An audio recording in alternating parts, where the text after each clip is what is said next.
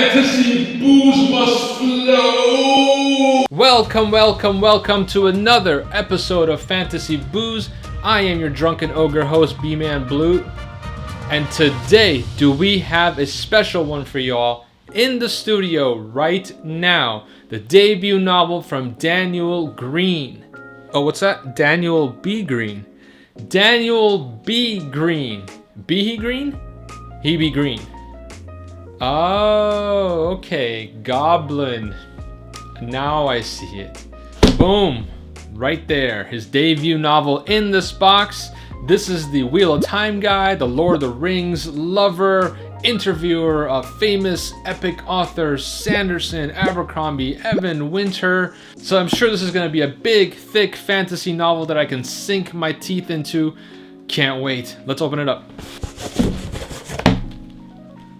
Okay, they seem to have sent me a brochure about the book, but not the actual book. Oh, what's that? This is the actual book? Okay, so apparently this is the actual book, the first in a trilogy of novellas that is going to lead into the greater epic fantasy later on. Well, not what I was expecting, but let's give it a read and see what it's like.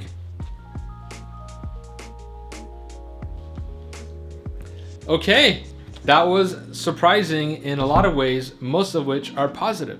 So, first things first, there is some gore in here, and that's okay. I've heard people complain that it's too gory, there's too much shock value, there's too much cursing.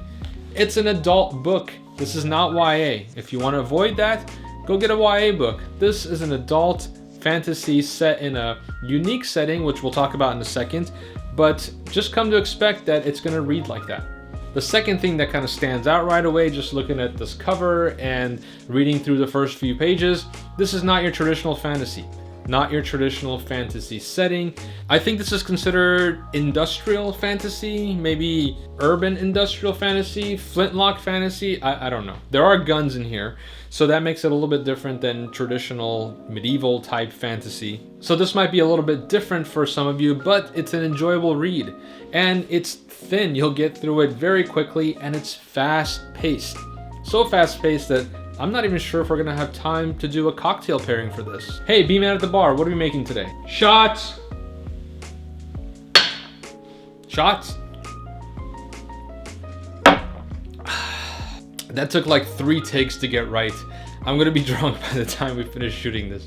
So, putting the setting aside, the book in essence is an investigative murder mystery type novel. Investigators are Clyd, who is our main character here, and her husband and another investigator, and they all have to kind of work together while butting heads at the same time to try to figure out what's going on and how the murders happened and who did it and who else was involved. So it's an interesting dynamic between the characters that goes on as they slowly start to unravel what has transpired.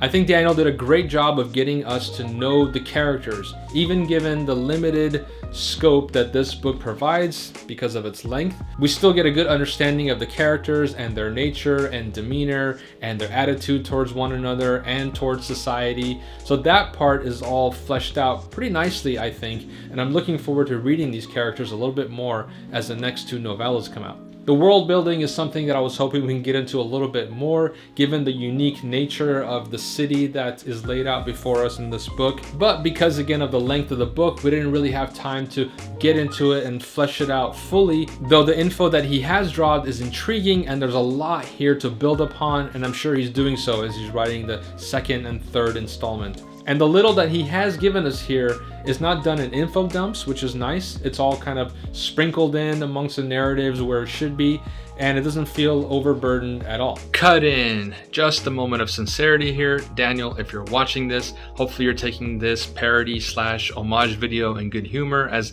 that's how it was intended to be.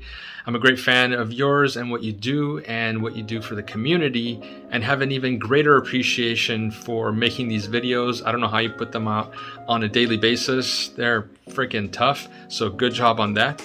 And great job on the book. It definitely does not come across as someone putting pen to paper for the very first time, so nice work. Now, back to the frivolity. Look at this cover. Look how gorgeous Felix Ortiz has made this. Look how hard I can bang on my green screen. Look at sexy Carmen Sandiego here in the front with her trench coat and her cigarette, arm out. I'm just going to stand here and be too cool for you. I don't have time for the likes of you. Be going.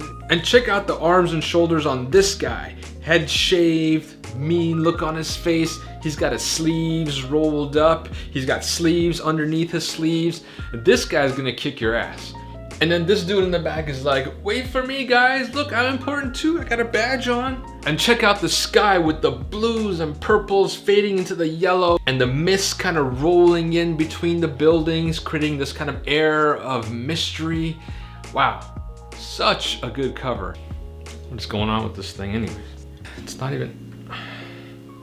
And check out this gorgeous letter design. You got the silver etched embossed look to it. And some of the letters stretch way down and the peaks go way up like this. Whoa, whoa, whoa, whoa.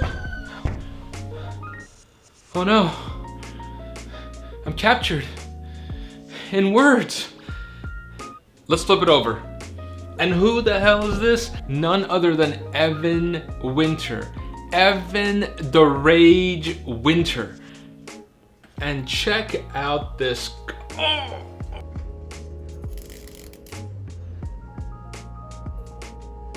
And look at this comparison. Abercrombie, Doyle, Stephen frickin' King. Everything I could want from a novella and more. Evan Winter. Woo!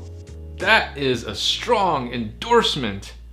Good job, Daniel. Have you read Daniel's book? What did you think? Let me know in the comments. Like and subscribe if you have not already. If you want to get your very own book and drink shirt, there's a link down below.